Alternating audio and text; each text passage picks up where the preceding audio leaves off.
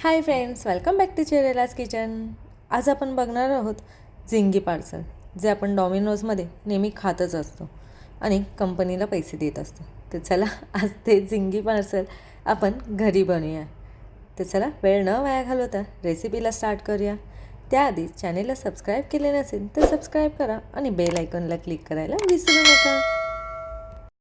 तर झिंगी पार्सल बनवण्यासाठी सर्वात प्रथम आपण पीठ मळणार आहोत. तर त्यासाठी आपल्याला लागणार आहे 2 चमचे एवढे ईस्ट.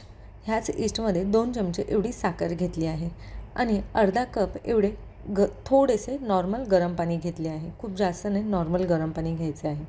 आता हे मिक्स करून आपण असेच झाकून ठेवणार आहोत 7 ते 8 मिनटं, म्हणजे आपलं ईस्ट ॲक्टिवेट होईल. तर इकडे 8 ते 10 मिनटातच माझे ईस्ट ॲक्टिवेट झालं आहे. आता आपण पीठ मळूया.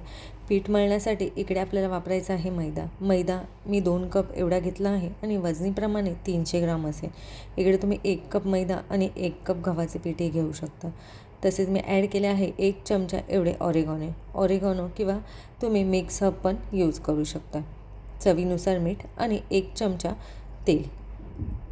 आणि आता ईस्ट घालूया. तर तुम्ही इकडे बघू शकता कशा प्रकारे ईस्ट एकदम ॲक्टिवेट झाला आहे. याप्रमाणेच ईस्ट ॲक्टिवेट झालं पाहिजे.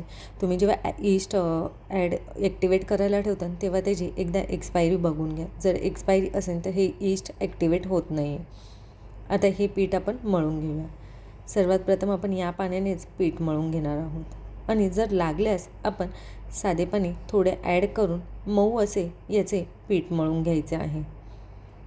तिकडे मला अजून थोडे पाणी लागणार आहे, तर मी पाणी घालून याचे मऊ असे पीठ मळून घेते. तर याप्रमाणेच आपल्याला हे पीठ मळून घ्यायचे आहे. तर माझे इकडे पीठ मळून झाले आहे. हे काढून ठेवूया आणि आपण ह्याला असेच ठेवूया. तोपर्यंत आपण स्टफिंग बनवूया. पीठ थोडंसं आपल्याला मोठ्या भांड्यातच काढून ठेवायचं आहे, जेणेकरून ते फुगतं. त्यामुळे स्टफिंगसाठी इकडे मी घेतले आहे 1 चमचा एवढे तेल. या तेलमध्ये ॲड करणार आहोत आपण 2 चमचे बारीक चिरून घेतलेला लसूण आपल्याला नरम होईपर्यंत असाच आपल्याला परतून घ्यायचा आहे 2 ते 3 मिनटं. तर इकडे आपला लसूण नरम झाला आहे. आता यामध्येच ॲड करूया 3/4 कप एवढा कांदाही मी बारीक चिरून घेतला आहे व कांदाही आपल्याला नरम होईपर्यंत असाच परतून घ्यायचा आहे.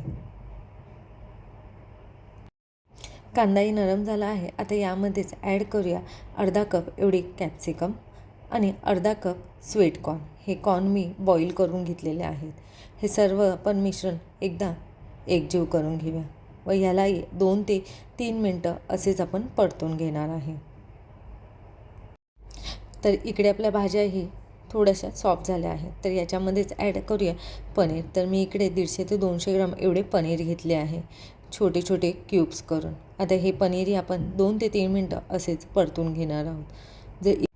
तर इकडे तुम्हाला भाज्यांचे प्रमाण वाढवून पनीरचे प्रमाण कमी करायचे असेल किंवा पनीरचे प्रमाण वाढवून भाज्यांचे प्रमाण कमी करायचे असेल तर तुम्ही करू शकता. तसेच यामध्ये ॲड केले आहेत मसाल्यांमध्ये मी 2 चमचे एवढे चिली फ्लेक्स घेतले आहे, 2 चमचे एवढं ऑरेगॉनो, अर्धा चमचा एवढी काळी मिरी आणि चवीनुसार मीठ.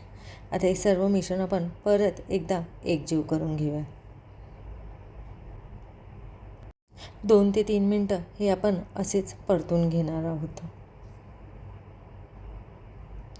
आता यामध्येच ॲड करूया 2 ते 3 चमचे एवढे टॅमॅटो सॉस, 3 चमचे मेयोनीज. हे सर्व मिश्रण परत आपण व्यवस्थित मिक्स करून घेणार आहोत. 4 ते 5 मिनटं मी याला असेच परतवून घेतले आहे. तर इकडे आपले स्टफिंग रेडी झाले आहेत. आता आपण हे थंड करून घेऊया. इकडे आपले पीठही आपण बघून घेऊया केवढे मस्त फुगले आहे. हे पीठ मी 45 मिनटं ठेवले असेल, 45 ते 40 मिनटं ठेवले होते. तर या प्रकारे त्यातला एअर काढून घ्यायचा आहे व पीठ आपण हलक्या हाताने परत एकजीव करून घेऊया. ह्याचं आपल्याला पुरीप्रमाणे बनवून घ्यायचं आहे. तर त्यासाठी मी थोडेसे पीठ घेऊन जसे आपण पुरी बनवतो त्याचप्रमाणे बनवून घेते. ते इकडे आपले गोळा करून घ्यायचा आहे आणि थोडेसे सुके पीठ लावून हे पुरीप्रमाणे आपण लाटून घेणार आहोत. जर शक्य असल्यास तरच सुक्या पिठाचा वापर करावा, अदरवाईज नाही केला तरी चालेल. तर याप्रमाणे मी लाटून घेतले आहे आणि तुम्ही इकडे बघू शकता जसं जाडी नाही आणि जास्त पातळ नाही, मीडियम असं मी लाटून घेतले आहे. आता याचाच आपण त्रिकोण असं फोल्ड करून घेणार आहे. तर तुम्ही इकडे बघू शकता मी कशा प्रकारे फोल्ड करत आहे. तर या साईडने आपल्याला दोन्ही साईडने कॉर्नर आपल्याला आतमध्ये फोल्ड करायचा आहे आणि जो खालचा भाग राहिला आहे तोही आपल्याला फोल्ड करून घ्यायचा आहे. आता यावरच आपण ते स्टफिंग ॲड करणार आहोत. तर त्याआधी खाली बेसला आपण चीजचा वापर करणार आहोत. ऑप्शनल आहे, नाही घातलं तरी चालेल. तर मी यावर चीज ठेवून आता मी यावर स्टफिंग ठेवत आहे. जेवढे बसेल तेवढे आपण स्टफिंग यावर ठेवून घेऊया व परत त्याच्यावर चीज आपण ॲड करूया आणि हे या प्रकारे चिपकवून घ्यायचे आहे. जर चिपकत नसेल तर इकडे तुम्ही पाण्याचा वापर केला तरी चालेल. तर इकडे आपलं झिंगी पार्सल रेडी झालं आहे. आता याला बेक करण्यासाठी मी इकडे ओव्हनचा वापर करणार आहे. त्यासाठी मी ट्रेला बटर पेपर लावून घेतले आहे व बटर पेपरला थोडेसे ऑइल लावून घेतले आहे. आता आपण सेकंड झिंगी पार्सल बनवूया.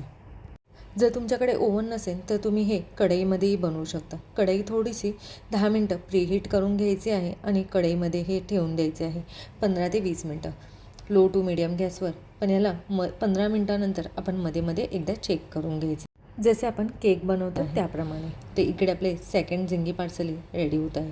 तर हे फोल्ड आपल्याला आतल्या बाजूनेच करायचं आहे आणि ह्याची टोक आहे ती एकदम बरोबर येते निवड, ह्याची आपल्याला काळजी घ्यायची आहे.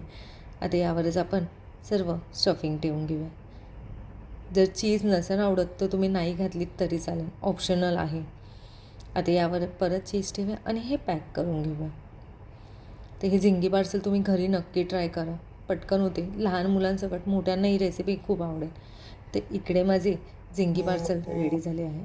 आता आपण बेक करूया. बेक करण्यासाठी मी इकडे ओव्हन आधी प्रीहीट करून घेतला आहे 180वर 10 मिनिट्स. यावर दूध किंवा एग वॉश तुम्ही लावू शकता. फेटलेलं एग असतं ना ते तुम्ही लावू शकता, पण हे व्हेज आहे त्यामुळे मी इकडे दुधाचाच वापर केला आहे. आता याला 180 डिग्रीजवर 15 to 20 मिनिट्स आपण बेक करून घेऊया. तर इकडे आपले झिंगी पार्सल मी 15 to 20 मिनिट्समध्ये काढून घेतले आहे.